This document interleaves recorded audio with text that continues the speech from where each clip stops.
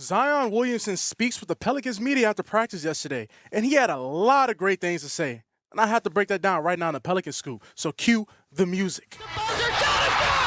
This is the Pelicans Scoop with Jordan Kitchens, breaking down everything under the sun about your New Orleans Pelicans. Smash that like button, leave a comment, and subscribe to stay on top of your Pels content. Now, running point, here's Jordan. What is good, YouTube? Welcome back to another edition of the Pelicans Scoop. I am your host with the most, Jordan Kitchens, and ladies and gentlemen, Code Red. I ain't gonna say Code Red, but sound the alarm. Zion Williamson speaks at practice, and this one's a little different. I know, because I've done these videos before in the past because I like to just really dive into the nitty-gritty what players are really saying. Like, that's what I like, okay? That's my little, this is what I do with my alone time, all right? I like to really dive into the weeds, man, because I feel like a lot of times players, when they speak to the media, obviously they're giving a lot of fluff. Obviously, they're not going to really tell you how they really feel. But this is one of the first times I can really and honestly and truthfully say that I feel like Zion Williamson was actually speaking the truth. Like, I think this is one of the first times in his career.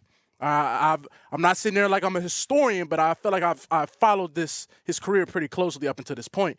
And this is one of the first times where I really felt like it's not corporate Zion. It's not, jump band Jordan Zion. This is not Gatorade Zion. It's not 2K Zion. Like, no, this was Zion Williamson. And further ado, so the first clip I want to show you guys today, Zion was speaking about Willie Green getting his technical foul, well, basically getting ejected from the game the other day against the Toronto Raptors, that baby dinosaurs, and this is what he had to say. Going in. What it kind of meant to you the other night when Willie got the technical foul kind of taken up for you on the play? Y'all see what's going on. That's all I'm gonna say on that. But as far as coach doing that, I told him right after the game that meant a lot to me. Him showing that emotion. I think the last time I seen him show that emotion on a non-foul was Minnesota last year. Hey man, that just goes to show you that I was playing around. Like, I was obviously trolling the video I dropped about Willie Green crashing out on the refs and getting removed and all that. But obviously he was trying to do that to light a fire in the team, even though that's not Willie's personality. As Zion was like, I can't really remember the last time he did it. I think it was whatever, you're saying, because that's not Willie's personality to even go out there and do that. And it's really rare he's even go at the refs. All right, Willie Green, like I said, he's a youth pastor. He's youth pastor Willie. But Zion obviously felt that meant a lot to him, especially that his coach is going to bat for him, because Zion, he's going to get there. He's like I said, he's not there yet with the free throw. I'm going to say free throw baiting, but, you have your free throw merchants in the NBA. You have your Giannis's, you have your Shai Gilgeous-Alexanders, Joel Embiid when he's not on PTO. Paolo Banchero gets a lot of foul calls. James Harden, obviously. So Zion will, because his play style, you have to foul him. He's not just going to be missed. Like, you have to foul him. It's like a bull in the China shop, man. It's like an NFL defensive end coming at you. These are NBA players. So you're going to have to foul him. He's getting fouled. They're not calling it, but he will get there. All right, I feel like that comes with playing. Then when you're on the court more, even though you're in limited action, and speaking of limited action, Zion had to dive into that. So this is what he had to say about that. Are you primarily putting in this work so you can have the stamina to play over 30 minutes a game? I feel like I can play 30 minutes a game right now, but like I said, based off the numbers with the team, just being smart and just working our way there. Is that part tough for you, not being able to play? It's tough. If anybody tells you it's not, they're lying. Because, man, when you out there in the game and, you find your rhythm and, look up at the clock, it's like, oh, it's that 7-minute mark. It's that 8-minute mark. I'm silly with it. I always ask Javonte Green, I'm like, you subbing in for me? I'm subbing in for you. But it's frustrating, but the fact that I'm out there, I'm grateful for it. Like I said, I like to really break down and really dive between the weeds of what's really going on. It's really sounding like him and the Pelicans have been speaking. Obviously, that's his employer. They're taking his health very seriously. Now they are. All right, so what I'm getting from that is like, all right, Zion, we kind of know the season's, we kind of punting on the season, so we're going to bring you around slowly. We're not going to sit there. Obviously, you're good to go. He's basically, I'm good to go. I can play how much as I want to play, but, talking with them and the numbers and all that, he's talking about the numbers. What is the numbers? Basically, the numbers showing like, look, when you're out there, pretty damn good. All right, we know what you can do. We just want to show the world that, you can stay healthy for the rest of the season, and we just going to regroup next year. All right, so that's what I'm getting from that. But then Zion also wanted to speak on, since he's in a limited role at the moment, I guess you could say limited, you have to be aggressive when you get the ball because you're in limited action. You're not going to be on the court the whole game, how you saying it. So this is what Zion had to say about being, in a limited role and staying aggressive. You kind of came with a different approach last night as far as being aggressive during that first stint before they pulled you at kind of like the 7-minute mark, kind of establishing yourself early on. That was something Coach brought to my attention. Because usually I try to get the lay of the land. If the attack's there, I'm going to attack. But based off my minutes, he said just kind of be more aggressive with it. And his answer right there really shows me that obviously when you watch Zion play, he does like to get the lay of the land. Like Zion's not going to just come out the gate scorching hot. He likes to feel the game out, get others involved. He's got that LeBron James mentality when it comes to approaching the game. Like, I'm going to get my teammates involved first, then I'm going to try and get mine. I'm going to pick my spots when to get mine. I know I'm the guy, but I need these guys later on during the game. So Zion does like to do that. But as you can tell from the last couple of games, I can say the last 5 games that he's played, he's been ultra aggressive. Like he's coming out the gate, yo, give me the ball. Let me go get mine. All right, I'll fill you guys in, but I'm about to go get me real quick. So I definitely see what he's talking about. Well, they asked the question, they see it too, but he's 100% right. If you're going to be in a limited role and you're this important to the team, even though this team's not good, this team's not winning, I get that. I get it. We got 12 wins. It's 2025. I get that. But still, this team needs you. And if you're going to be in a limited role, barely playing, under 30 minutes a game, every time you out there, the ball touch your hands, you got to go get you a bucket. Like, you got to go get you a bucket. So I love to see that I love to see how self-aware Zion is. All right, he's always been self-aware. You think that, but then still reports he's missing practice and he gets suspended and he hasn't been going to treat. So it's playing a slippery slope. I get it. I'm playing the game again. I'm like, I kind of like him again, but, I'm still a little standoffish because it's like you always say the right things, but then your actions, speak differently.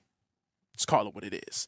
But I think this time he's really being transparent. And what I mean by being really transparent this time around, because he finally speaks about the back-to-backs. And I ain't going to say he took offense to it, but he had a little – I'll just show you guys. So this is what he had to say about playing back-to-backs. I'm not sure if you've even looked at this yet, but how exciting is it for you that there's no back-to-backs coming up, that there's a stretch of 6, 7, 8 games in a row where you can just keep playing? Let me make this clear to everybody out there. If I can play in the back-to-backs, I would. I physically, yes, I can. But I work for the Pelicans. They have decided that based off the numbers, it's not smart to do that right now. So, if that's what they feel, I'm rocking with them on that. But yes, if I could play in a back-to-back, I would. And that response is basically why I'm even making this video today. That response right there showed me everything, and that's why I wanted to do a video on this. I wanted to break this down because that right there is not Zion. The Zion that we've seen over the past. That right there was really Zion Williamson. That's the real Zion Williamson right there. Forget all the corporate, hey, I got to do the right thing, say the right thing, blah, blah, blah. I got to be, no. I got to be media trained, no. He ain't Anthony Edwards and LaMelo Ball bad, but that was the closest you will see to getting the real Zion Williamson on camera. I 110% believe that. From that answer alone, it's a couple things, it's a couple theories I got. First theory is when he's like, listen, man, okay. First, because the guy tried to frame it like, oh, you love, missing games. He's like, I don't know if you think, but there's no back-to-backs coming up, so you should be playing all that. And I was like, look, guys. Let me just make this clear.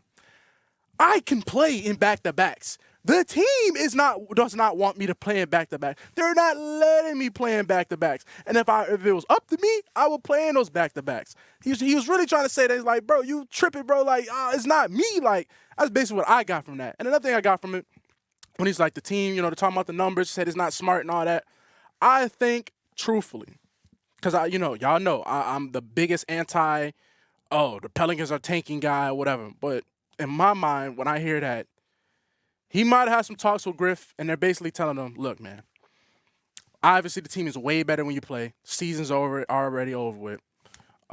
We can't have you playing so well that you're jeopardizing the draft. You're jeopardizing our draft pick. Like, we're not tanking because the team's still bad. So I'm not going to sit there and be like, oh, they're losing on purpose and all that. No, I ain't going to say they're tanking, but it might be a little soft tank. Like, look, we get it. You're good to go. We want to take you off the leash. But look, man, you got to slow your roll, okay? We're gonna need you every other game, but we're going to just take it along slowly. We're just going to get to the end of the year, and we'll regroup next year. All right, whatever pick we get, that's the guy, whatever that's supposed to help, and then we're just going to move on, whatever. Get rid of B.I., CJ. Who knows? I don't know they have them type of talks, but in my mind, when I hear that, they're talking about the numbers, saying it's not smart right now. Yeah, it's not smart for you to be for playing it bad because you might give us a better chance of winning, and you're going to ruin our pick. So we're going to just keep being bad right now, and we're going to regroup with this pick, and let's see what we can do next year. That's what I got from that. That's what I got because it kind of was a little disrespectful to Zion. He's like, dude, guys, y'all got to stop with this. He basically letting y'all know, like, look, man, y'all got to stop. I get it. The narrative about me's bad, whatever. It's been out there. It's my fault that has gotten to this point, but I can play in these back-to-backs. Like, the team is telling me not to play. Like, so what he said, I'm an employer of the Pelicans. I'm an employee of the Pelicans. These guys are my employers. What is my employer telling me? Listen, you're not going to be playing back-to-backs. Well, that's just what it is. It ain't like the Pelicans are in a playoff position and they just, why are they not playing as they do? The season's over, guys. Like, we just going to try and get through the season in a year healthy, going to next year, looking like, okay, we got a hopefully, I ain't say top 5. We need a top 3. Top 3 pick? Dog, we get anything 5 below. Oh, Lord, that's such a failure. But that's what I got from that. All right, and that's why I really felt like that was the true Zion Williamson right there. Because he was like, God, just a little like, dude, come on, man. Like, y'all really believe this? So, I don't know. Do we really believe it? Prove us wrong, Zion.